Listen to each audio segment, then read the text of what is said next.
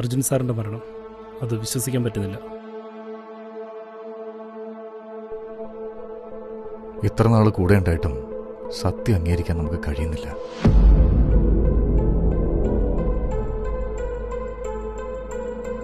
ഇതെനിക്കൊരു accident കേസായിട്ട് തോന്നുന്നില്ല James.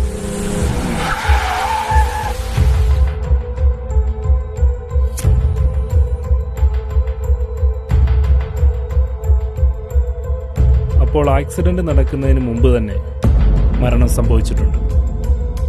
അല്ല sir, ഞങ്ങൾ 3 പേരും കൂടി കൂടിയ നൈറ്റിൽ മാത്യു അർജുൻ സാറും തമ്മിൽ കുറച്ച് പ്രശ്നങ്ങളൊക്കെ ഉണ്ടായിരുന്നു.